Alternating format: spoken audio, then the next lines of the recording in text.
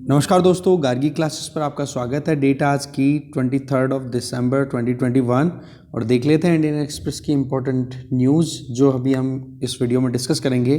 देखो, आज हम सीधा एक्सप्लेन पेज और इकोनॉमी पेज से इम्पोर्टेंट आर्टिकल्स है वो डिस्कस करने वाले हैं, क्योंकि बाकी पेजेस पे ऐसा कुछ भी इतना इम्पोर्टेंट नहीं है जिसे हमें डिटेल में डिस्कस करना हो। तो चलिए सीधा अब चलते हैं हम एक्सप्लेन्ड पेज पे। एक्सप्लेन्ड पेज पे दो आर्टिकल्स हैं। एक तो फिर से वही मैरिज के लिए जो उम्र है 18 से बढ़ा करके 21 करने की, तो उससे संबंधित मुद्दा है, बट एंगल थोड़ा डिफरेंट है, जानेंगे। और दूसरा है केरला में एक रेलवे लाइन जिसका नाम है सिल्वर लाइन, उसको लेकर के क्या प्लानिंग है और क्यों वहाँ पर प्रोटेस्ट हो रहा है, दोनों चीज़ों को हम डिटेल में जानेंगे। ठीक है, तो चलिए स्टार्ट करते हैं, दोनों को अच्छे से समझने की शुरुआत करते हैं। तो फर्स्ट आर्टिकल है पर्सनल लॉ, और उसके साथ में ये जो prohibition of child marriage act में जो अमेंडमेंट किया जा रहा है उसमें दोनों में कॉन्फ्लिक्ट क्या है वो देखो। बिल में जो प्रोविज़न किए गए हैं वो कुछ ऐसे हैं कि जिसमें वुमेन की जो शादी की उम्र है उसको 18 साल से बढ़ा करके 21 साल कर दिया जाए, और साथ में ये भी कि चाहे वो किसी भी रिलीजन से, किसी भी सोसाइटी से बिलोंग करती हो, उनके लिए इक्वली एप्लीकेबल होगा ये कानून। ठीक है, तो लोकसभा में जैसे इंट्रोड्यूस हुआ तो इसको देखो पार्लियामेंट्री स्टैंडिंग कमेटी के पास में फॉरवर्ड कर दिया है, रेफ़र कर दिया है कि हाँ वहाँ पर एक डिटेल डिस्कशन इस बिल पे होनी चाहिए। और ये जो प्रपोज्ड अमेंडमेंट है ये होगा prohibition of child marriage act of 2006 में।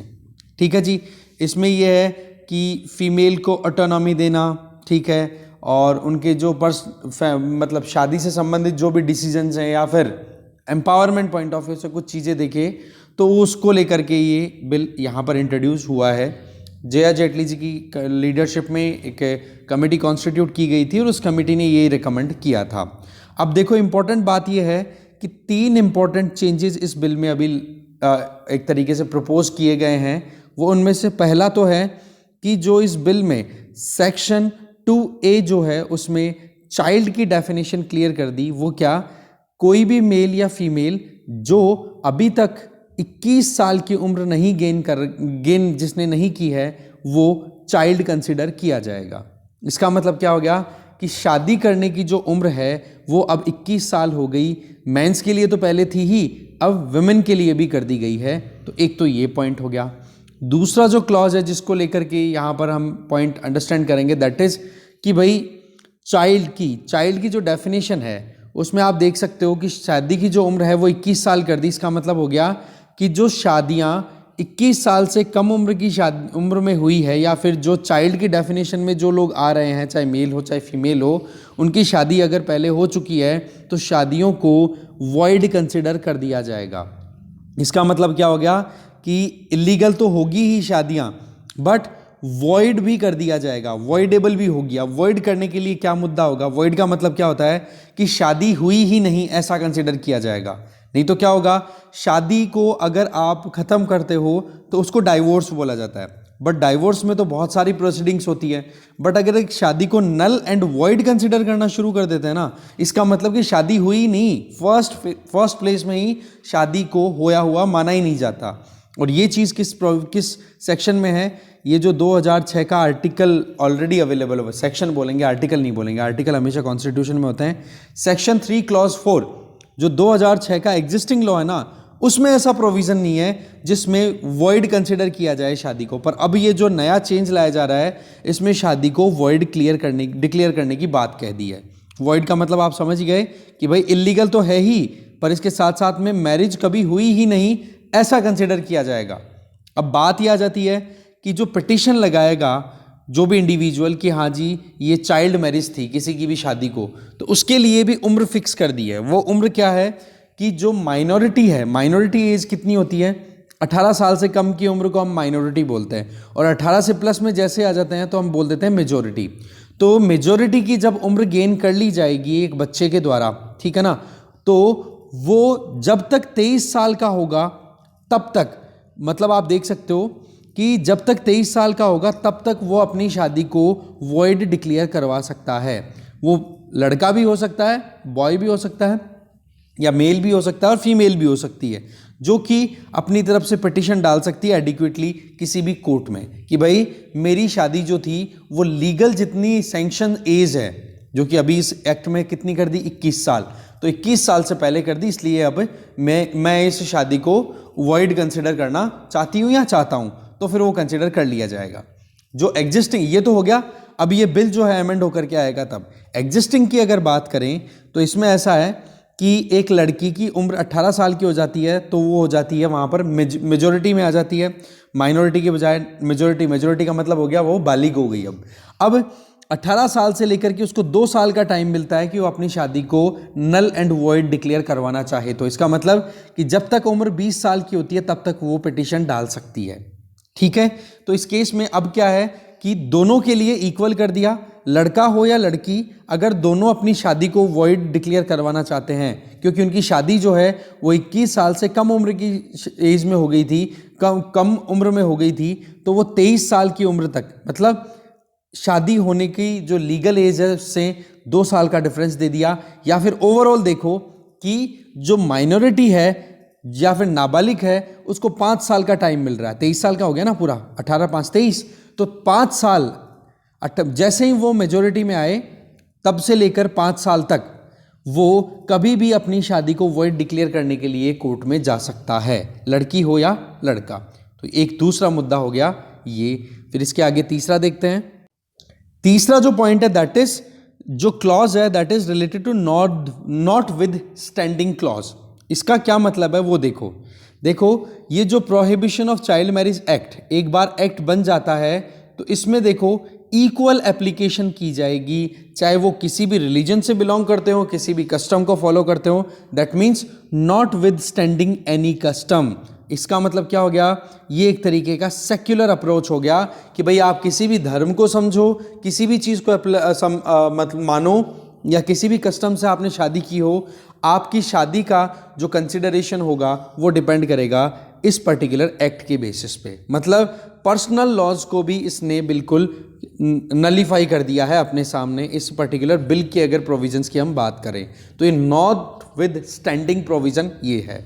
अब देखो ओपोजिशन की तरफ से जो आवाज़ें उठ रही हैं उनमें उनको नलीफाई करने के लिए जो गवर्नमेंट की तरफ से जो आर्ग्यूमेंट्स है वो तो आपको पता ही है कि infant mortality rate, maternal mortality rate, nutrition level among mothers and children, बोला इन चीज़ों को इम्प्रूव करना है। इन्फेंट मोर्टेलिटी रेट, एक बच्चा जन्म से 1 साल तक की उम्र में इन्फेंट कहलाता है, और इस तरीके से 1000 बच्चे जो कि जिंदा जन्म लेते हैं उनमें से 1 साल की उम्र गेन करने से पहले कितने बच्चों की डेथ हो गई, that is infant mortality rate.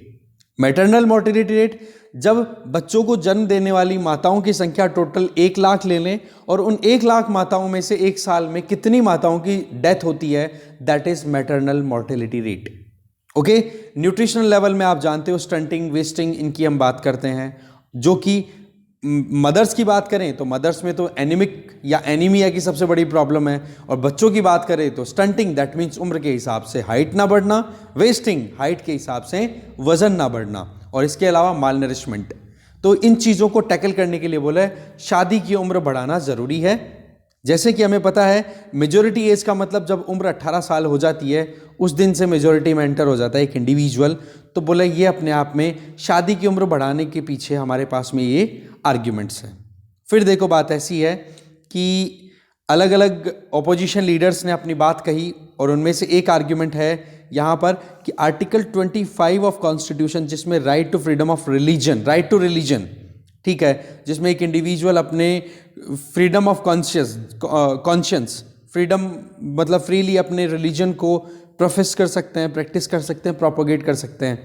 तो बोला आपने जिस तरीके से not with standing clause add किया है तो वो तो कहीं ना कहीं आर्टिकल 25 का वायलेशन है।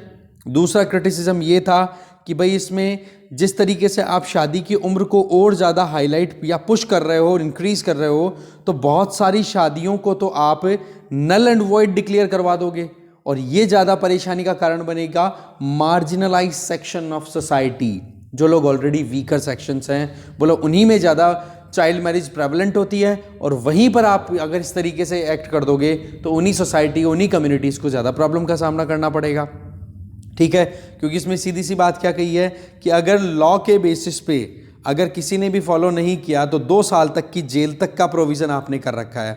तो बोले ये तो बहुत ज़्यादा प्रॉब्लम क्रिएट कर सकता है।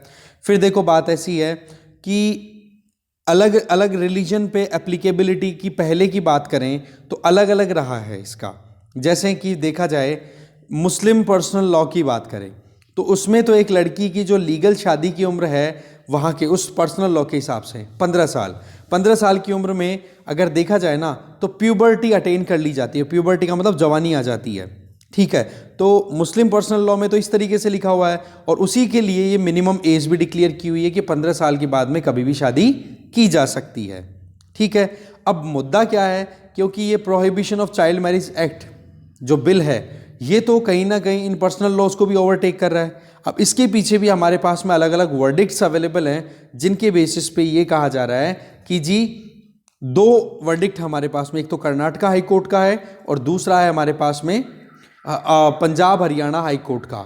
वो दोनों वर्डिक्ट अब देखते हैं। तो यहाँ पर आप देख सकते हो कर्नाटका हाई कोर्ट के अंदर केस गया जिसका नाम है सीमा बेगम डॉटर ऑफ कासिम साहब वर्सेस स्टेट ऑफ कर्नाटका, 2013 का केस है, जिसमें कर्नाटका हाई कोर्ट की बेंच ने ये कहा था कि इंडियन सिटीजन के ऊपर कोई भी ऐसा कानून अप्लाई नहीं होगा जो कि प्रोहिबिशन ऑफ चाइल्ड मैरिज को एक तरीके से ओवरराइड कर सके। दैट मीन्स कोई भी पर्सनल लॉ जो है वो इस लॉ के ऊपर नहीं होगा। ये बात कही थी कर्नाटका हाई कोर्ट ने, जबकि इसके जस्ट उलट बात कही पंजाब हरियाणा हाई कोर्ट ने, जब एक मुस्लिम कपल जिसमें लड़की 17 साल की मतलब माइनॉरिटी में रह गई और 36 साल का आदमी, इनके बीच में शादी हुई, तब बात पहुंच जाती है हाई कोर्ट में। हाई कोर्ट ने ये कह दिया कि जी अगर पर्सनल लॉ के अंडर इस मैरिज को कराया गया है तो बोला हमें कोई प्रॉब्लम नहीं है और इसमें कोई भी जो चाइल्ड मैरिज एक्ट का है प्रोविज़न यहाँ पर अप्लाई नहीं होगा। मतलब हाई कोर्ट ने एग्जामाइन करने से मना कर दिया। बोले कि ऑलरेडी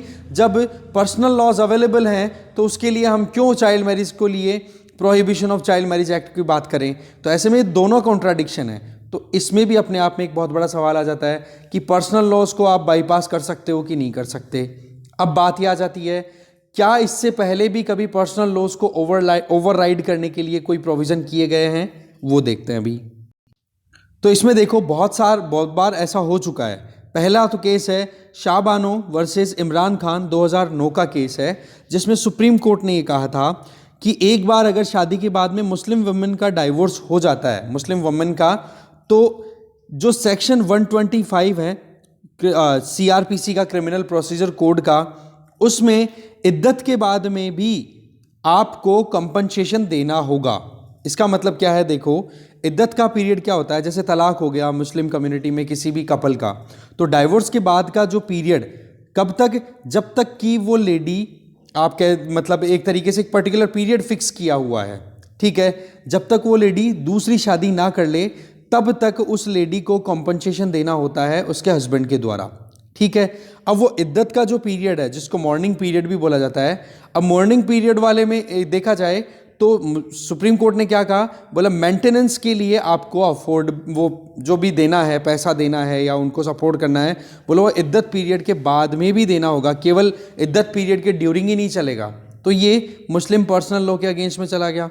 फिर आ जाओ केरला हाई कोर्ट में मुद्दा पहुंचता है, जिसमें ये था सुप्रीम कोर्ट ने केरला हाई कोर्ट की बात को मान लिया कि अगर कहीं पर भी कोई भी शादी होती है, ठीक है, चाहे किसी भी कस्टम के बेसिस पे, किसी भी नॉर्म के बेसिस पे, है ना, चाहे वो फिर इंडियन पार्लियामेंट के द्वारा बनाया हुआ कानून हो या फिर अपने खुद के कस्टम्स के हिसाब से आप शादी करो, तो उस केस में अगर उस शादी को तोड़ा जाता है तो शादी तब टूटी हुई मानी जाएगी या डाइवोर्स तब माना जाएगा जब तक कि इंडियन कॉन्स्टिट्यूशन के बेसिस पे जो स्टैब्लिश कोर्ट्स हैं वो कोर्ट्स उस शादी को डिसॉल्व ना कर दे।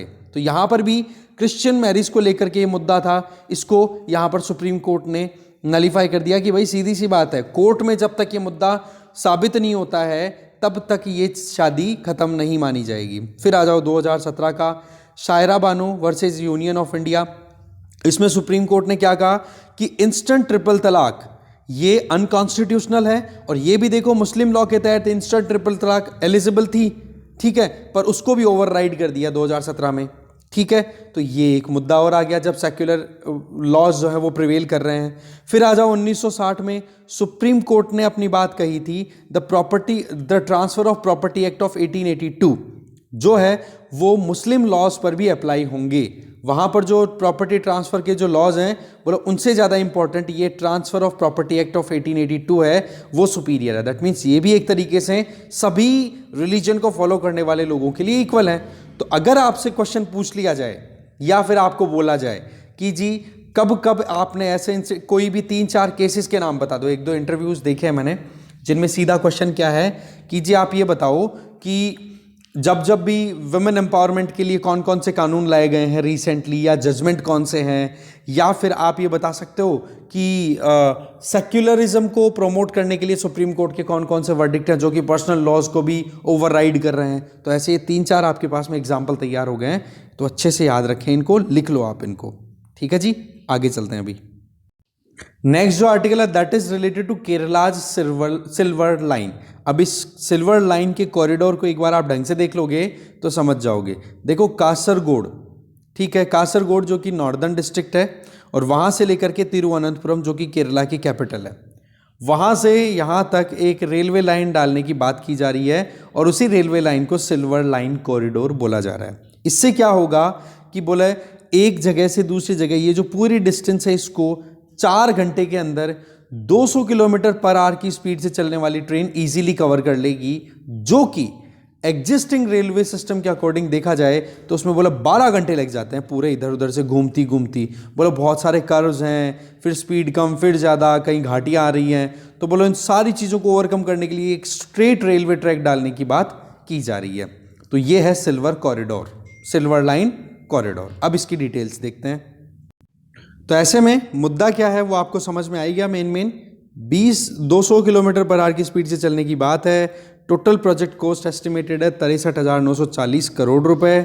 इसकी टोटल लेंथ कितनी है 529.45 किलोमीटर, ठीक है, जो कि रेलवे लिंक की बात हो रही है। 11 डिस्ट्रिक्ट से होती हुई जाएगी, कासरगोड से लेकर के थिरुवनंतपुरम, जिसमें 200 किलोमीटर पर आवर की स्पीड से चलने से 12 घंटे की बजाय केवल 4 घंटे में ट्रैवल कंप्लीट हो जाएगा। और इसको कंप्लीट करने के लिए केरला रेल डेवलपमेंट कॉरपोरेशन जो की तरफ से डिक्लेयर किया है कि 2025 तक हम इसमें काम कर लेंगे। और ये जो केरला रेल कॉरपोरेशन, जो केरला रेल डेवलपमेंट कॉरपोरेशन है या के रेल है, ये बेसिकली एक जॉइंट वेंचर है केरला की गवर्नमेंट के बीच में और साथ में सेंट्रल जो मिनिस्ट्री ऑफ रेलवे है, दोनों का एक जॉइंट कोलैबोरेशन है। ठीक है जी। फिर बाद में आ जाती है ये ज़रूरत क्यों पड़ी, सीधी सी बात है, अभी जो ट्रेन जा रही है ना एग्जिस्टिंग रूट से, तो बोला 45 kilometre per hour speed average निकल के आती है, क्योंकि बहुत सारे कर्व्स हैं, बहुत सारे बैंड्स हैं, बहुत एग्जिस्टिंग स्ट्रेच में। तो बोले ये सिल्वर लाइन स्ट्रेट हो जाएगी तो बहुत कम टाइम में और बहुत स्पीड से काम हो पाएगा।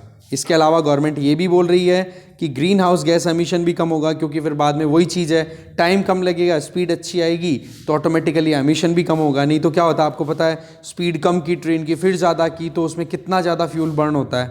दूसरा, रोरो सर्विसेज बढ़ जाएंगी। रोरो सर्विस का मतलब roll on and roll off. इसमें क्या होता है, बड़े बड़े शिप्स पे गाड़ियाँ ट्रक ये लाद दिए जाते हैं, ठीक है, इजीली वो शिप इस तरीके से पार्क किए जाते हैं पोर्ट्स पे कि वो आकर के पार्क हो जाते हैं। फिर यहाँ से ये शिप इन गाड़ियों को ले जाएगा और दूसरी जगह ले जा करके उतार देगा। तो रोल ऑन, रोल करते हुए व्हीकल्स इस पर लोड हो गए और यहाँ पर फिर उतर जाएंगे रोल ऑफ। तो इससे क्या होगा, बोले इस तरीके से यहाँ पर जो वाटर बॉडीज अवेलेबल हैं, जो जिनको कयाल्स बोलते हैं हम, ठीक है, लेगून्स जो अवेलेबल हैं इधर केरला में, उनको कयाल्स बोला जाता है। बोले इन वाटर बॉडीज़ का भी यूज़ किया जा सकता है, इनका भी ट्रांसपोर्टेशन सेक्टर में इंप्रूवमेंट होगा। इसके अलावा एयरपोर्ट्स के साथ इंटीग्रेट होगा, इंफॉर्मेशन टेक्नोलॉजी कॉरिडोर्स क्रिएट किए जाएंगे। बोलो बहुत ज़्यादा डेवलपमेंट आ जाएगा। अब देखो, अगर फीचर्स की बात करें तो इसमें इलेक्ट्रिक मल्टीपल यूनिट्स अप्लाई की जाएंगी, ठीक है, दैट मीन्स इलेक्ट्रिसिटी से चलने वाली रेल वो रेल होगी, जिसमें हर एक पूरी ट्रेन की अगर बात करें तो उसमें 9 से 12 बोगीज लगाई जाएंगी, ठीक है ना, जिसमें टोटल 675 पैसेंजर्स बैठ पाएंगे, चाहे फिर वो बिजनेस क्लास हो या स्टैंडर्ड क्लास हो, दोनों में, ठीक है। अब इसका कनेक्शन कहाँ से क्या रहने वाला है वो डिटेल यहाँ पर बताई हुई है कि as per the alignment railway line जो है वो शुरू होगी तिरुवनंतपुरम से, फिर वहाँ से अगर देखें तो वो कोल्लम, कोल्लम से फिर बाद में चंगनूर, ठीक है। इसके आगे ये कुछ ज़्यादा ही माइन्यूट डिटेल्स हैं, वो इतनी हमारे काम की है नहीं। फिर आगे ये बताया जा रहा है कि लगभग 1383 हेक्टेयर ज़मीन की रिक्वायरमेंट है। बोलो उसमें से हमने 1198 हेक्टेयर ज़मीन है वो तो एक्वायर कर ली है, ठीक है। कैबिनेट, सेंट्रल कैबिनेट ने भी अप्रूवल दे दिया है और इधर से भी अप्रूवल मिल चुका है।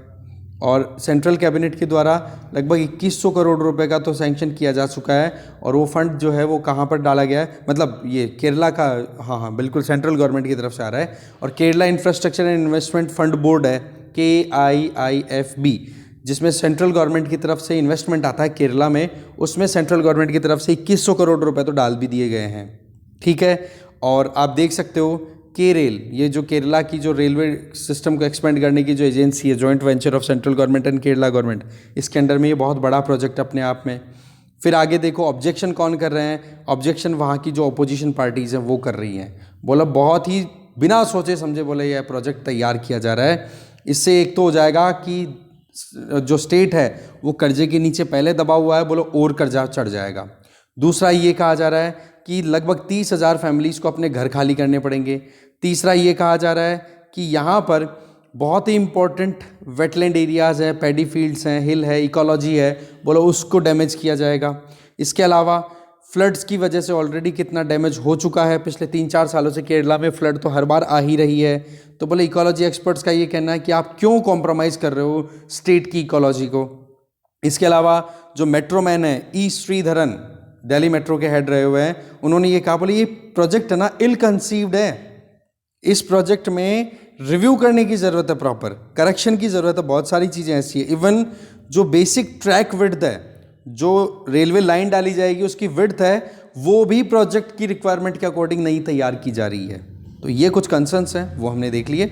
आगे चलते हैं। अभी इकोनॉमी पेज पे हम 2 आर्टिकल्स डिटेल में देखने वाले हैं। फर्स्ट इज कि 20 साल का रोड मैप तैयार किया जा चुका है सेमीकंडक्टर यूनिट्स के लिए इंडिया में, नज़र डालेंगे इस पे। और एक देखेंगे कि जो मर्चेंट्स हैं उन्होंने ये कहा RBI से कि भाई हम अभी रेडी नहीं हैं, आप टोकनाइजेशन की डेडलाइन थोड़ी सी एक्सटेंड करो। समझेंगे टोकनाइजेशन के कॉन्सेप्ट को, तो देखते हैं दोनों को डिटेल में। तो सवाल यह है कि 20 साल का रोड मैप तैयार किया गया है, तो इस सवाल जवाब के पूरे खेल में union cabinet minister of electronics and information technology, जो कि फॉर्मर IAS हैं, ओके, तो उन्होंने बताया कि हमने नई स्कीम ऑलरेडी तैयार कर रखी है, पूरी नोटिफाई भी कर दी गई है, जिससे कि सेमीकंडक्टर वेफर्स की मैन्युफैक्चरिंग और फैब्रिकेशन हम इंडिया में ही कर सकें, ठीक है। अब ये देखो चिप्स जो होती है ना, छोटी चिप जो सेमीकंडक्टर डिवाइसेस में यूज़ करते हैं हम, मोबाइल फ़ोन्स में या फिर कोई भी इलेक्ट्रॉनिक इक्विपमेंट आप यूज़ करते हो, तो वो अभी तक हम इंपोर्ट करते हैं।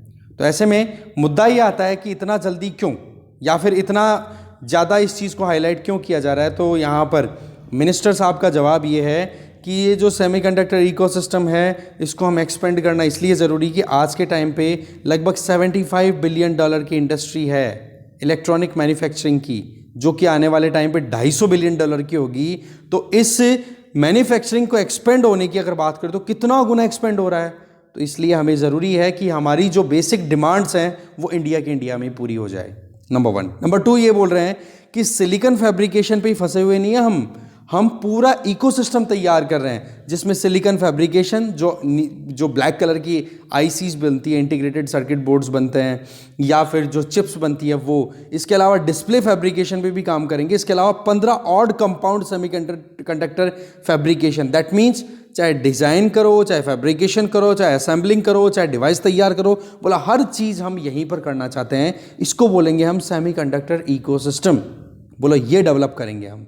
ऐसे में 50 कंपनियां तो देखो हमारे दिमाग में ऑलरेडी हैं, बाकी जहां तक है जिस तरीके से आने वाले टाइम पे हम एक्सपेंड करेंगे काम को, तो बोला 100 से ज़्यादा कंपनियां हमारे यहाँ पर काम करेंगी और 85,000 से ज़्यादा सेमीकंडक्टर इंजीनियर्स की रिक्रूटमेंट होने वाली है, ठीक है। और ये प्रोजेक्ट रहेगा, लगभग 20 साल का प्रोग्राम यहाँ पर बताया जा रहा है, ठीक है जी। तो ये कुछ इंपॉर्टेंट चीज़ें थी। फिर इसमें देखो कि एप्लीकेंट्स की बात करें तो इसमें देखो असेंबली, टेस्टिंग, मार्किंग और पैकेजिंग, ATMP सेगमेंट, इसमें बहुत इंपॉर्टेंट रोल रहेगा, ठीक है। सीधी सी बात है जो भी सेमीकंडक्टर चिप्स हैं उनको डिज़ाइन करना, प्रोडक्शन करना, पर उसके बाद में असेंबल भी तो करना होगा। फिर जो डिवाइस तैयार किया है उसका टेस्टिंग भी होगा, फिर उसमें क्वालिटी मार्क भी करना होगा कि किस लेवल पे क्या क्वालिटी मार्क है, कितना इसमें इन्वेस्टमेंट हुआ है, वो सारी, और फिर प्रॉपर पैकेजिंग, ये भी अपने आप में एडिशनल काम होगा। इससे फ़ायदा क्या होगा? जो आज ऑटोमोबाइल इंडस्ट्री को चैलेंज देखना पड़ रहा है ना, आपको पता है कि बोले सेमीकंडक्टर चिप्स नहीं आ रही है मार्केट में, इस वजह से कार की प्रोडक्शन ही रुकी हुई है। पावर इलेक्ट्रॉनिक्स की बात कर लो, telecom equipment, for example smartphone आप यूज़ कर रहे हो, है ना, इस तरीके से 15 एप्लीकेंट्स जो हैं वो ऑलरेडी इस तरीके से काम कर रहे हैं। बोले 50 से ज़्यादा एप्लीकेशन तो आ चुकी है, बाकी और देखते हैं आगे क्या होता है। तो ये बात है। फिर बात पूछी जा रही है कि इंडिया में ज्योग्राफी बहुत इंपॉर्टेंट हो जाती है कि कहाँ पर आप इंडस्ट्रीज़ को लोकेट करोगे। तो इसके लिए आपको अल्ट्रा प्योर वाटर चाहिए। अब देखो यहाँ पर अल्ट्रा प्योर वाटर बोला गया ना, दैट मीन्स बहुत ही ज़्यादा एफिशिएंट एरियाज क्रिएट करने होंगे। तो मिनिस्टर साहब ने भी एक ही चीज़ कही कि अल्ट्रा प्योर वाटर होते हैं ना, उनको तो मैन्युफैक्चर किया जाता है, वो नेचर में कभी नहीं मिलते। तो बोला हम धीरे धीरे जैसे जैसे नई नई यूनिट्स बनती जाएगी वैसे वैसे हम सेमीकंडक्टर इंडस्ट्रियल एरियाज डेवलप करते चले जाएंगे और उसका बेनिफिट फिर बाद में आगे से आगे होता जाएगा। और इस तरीके से, जिस तरीके से आज बड़ी बड़ी इंडस्ट्रीज़ के लिए इंडस्ट्रियल एरियाज डेवलप हो रखे हैं, बोला इसी तरीके से सेमीकंडक्टर के लिए भी हमारे यहाँ पर इंडस्ट्रियल एरियाज डेवलप हो जाएंगे। ठीक है, इसके बाद में टाटा और ये सारे इन्वॉल्व हैं, वो सारी चीज़ें बताई दी है। मोटी मोटी जो चीज़ थी वो हमने देख ली। अब आगे देखते हैं। बात ऐसी है, मर्चेंट्स ने आरबीआई से रिक्वेस्ट की है कि भाई टोकनाइजेशन की जो डेडलाइन है उसको आप एक्सटेंड करो। देखो टोकनाइजेशन का मतलब क्या है वो समझते हैं। आरबीआई ने ये आइडिया दिया था जिसमें ये है कि जब हम किसी भी क्रेडिट कार्ड या डेबिट कार्ड का यूज़ करके जो पॉइंट ऑफ सेल मशीन होती है उसमें हम स्वाइप करते हैं, स्वाइप करने के बाद में हमारी इन्फॉर्मेशन वो एक्सेस कर लेते हैं और फिर बाद में पेमेंट का वो सारा सिस्टम होता है। तो उसमें प्रॉब्लम क्या है कि कोई मर्चेंट अगर गलत काम करना चाहे तो हमारा डेटा चोरी करके किसी के साथ भी शेयर कर सकता है कि नहीं। तो इसके लिए एक ऑल्टरनेट मेथड निकाला जिसको हम बोलेंगे टोकन सिस्टम। कैसे कि जो, और ये टोकन सिस्टम एक तरीके का टोकन होता है। जैसे आप किसी एक काउंटर पे जाते हो, कहीं पे भी रेस्टोरेंट पे गए फॉर एग्जांपल, और रेस्टोरेंट बहुत फेमस है, अब वहाँ पर एक मालिक कैश नहीं लेने की बजाय क्या करता है, काउंटर पे बैठ जाएगा, कैश ले लेगा और उसके बाद में टोकन दे देगा, हाँ भाई तेरे को कचौरी चाहिए, जा ले जा।